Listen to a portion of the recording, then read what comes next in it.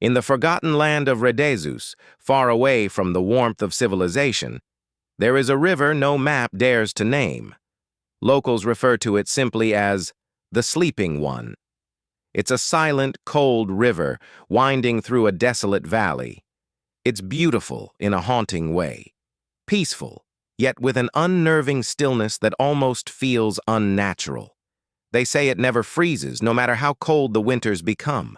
But every generation, the river wakes up, and when it does, nothing survives the night. The first signs. The winter of 1873 started like any other.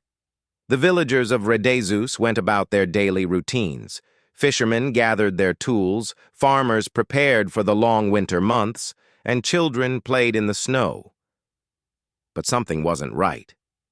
There was a chill in the air, a deep cold that cut through the bones. The villagers noticed it first in their homes, feeling a shiver that seemed to come from the very walls. Even the air outside felt wrong.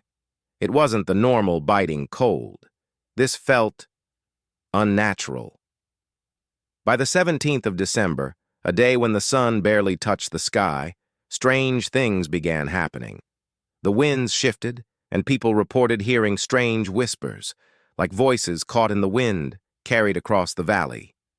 But there were no people, just whispers that didn't belong.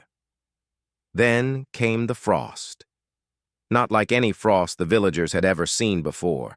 It didn't appear on the ground, the trees, or the windows. No, it appeared in the air, hanging like a mist, so cold it froze the very breath of those who walked through it.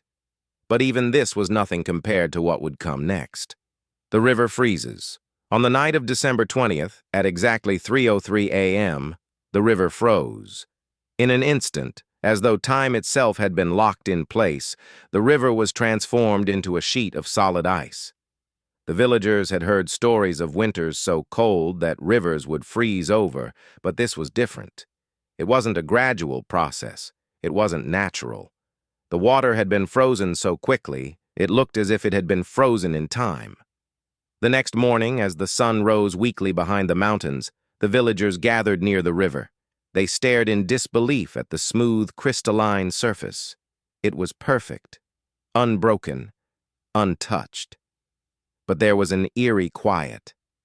The usual rush of the river had stopped completely. And then came the groaning, a deep, low sound, not like the cracking of ice, but like the sound of something alive, something struggling beneath the surface. The villagers recoiled in fear, unsure of what they were hearing. That night, they gathered in the town hall discussing the strange event. Some feared a curse, others whispered about old legends, tales of a great evil sealed beneath the river long ago. Most dismissed it as superstition. But by then, it was too late. The first victim. As the days passed, the ice didn't thaw, and the sound beneath it grew louder. On the night of December 25th, a young boy named Emil, full of curiosity and recklessness, wandered too close to the river. He had heard the strange noises, and being a boy who was never afraid of the unknown, he approached the riverbank alone. The villagers warned him, but he brushed it off with a laugh. He knelt down to touch the surface, his fingers brushing the cold ice. And that was when it happened. The ice cracked, not from the surface, but from beneath. A loud, sickening crack, as though something enormous and frozen had just come to life. Emil screamed. His cries echoed across the valley, but no one could reach him in time. By morning, Emil was gone. There was only a trail of broken ice leading into the dense forest, and blood. A dark streak across the snow. The villagers searched for him for days, but there was no trace of the boy. The only thing they found was a large, circular crack in the ice, and the remnants of his footprints, leading into the dark forest, but never returning. The creature. It didn't take long for the villagers to realize something unnatural was behind Emil's disappearance. They had always believed that Redezus was a peaceful, quiet place, but now there was a growing sense of dread. The next few weeks saw the village grow more tense. Fires were left burning in every home, and everyone slept with their doors locked. But despite the precautions, people began to disappear. Some were found with no sign of struggle. Others simply vanished, without a trace. The only thing that remained was the trail of broken ice leading into the forest. Each time it led farther, deeper into the woods. And each time, more villagers disappeared. One elderly woman named Ada claimed to have seen the creature. She had been near the river one evening gathering firewood when she saw it, tall, pale, and with fingers like knives.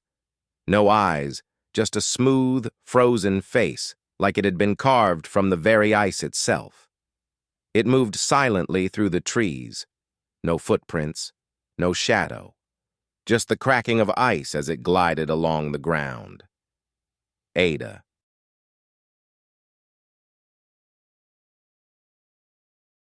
In the forgotten land of Redezus, there is a river no map dares to name. Locals simply call it the Sleeping One. It flows quietly through a frozen valley, still, peaceful, but every generation, the river wakes up. The thing in the ice. In the winter of 1873, an entire village near Redezus vanished overnight. It began with an unnatural cold, colder than anything the region had ever felt. People reported seeing frost form in mid-air, as if the very air was freezing from the inside out. And then, at exactly 3:03 a.m., the river froze, instantly, like time itself had stopped. What terrified the villagers wasn't the ice. It was what came after.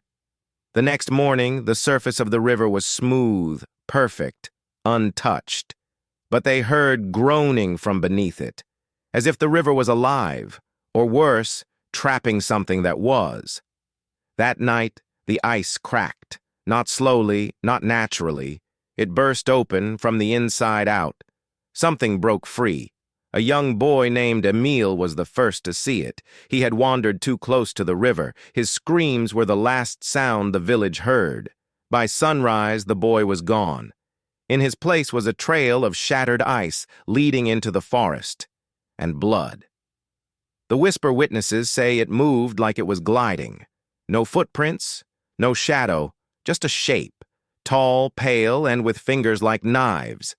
They say its face had no eyes, just smooth, frozen skin as if it had been carved from the ice itself. For weeks, the village lived in fear. Fires were left burning all night. No one dared sleep. But one by one, people disappeared. No screams, no struggle, just silence. And that same trail of ice leading away. The return of an elder named Ada claimed to have seen the creature's true form. She said it wasn't a monster, it was a punishment. A spirit sealed beneath the river centuries ago for crimes too horrible to name. And the river? It wasn't just a body of water. It was a prison, one that cracks open every 100 years. And the cold? That's not weather. That's a warning. They say the creature disappeared after the final snowfall. The ice melted, the river flowed again, and Redezus was silent. Until now. Because this winter, the temperature dropped lower than ever. And last week, locals reported hearing groaning beneath the river once again. And at 3:03 a.m., the ice cracked.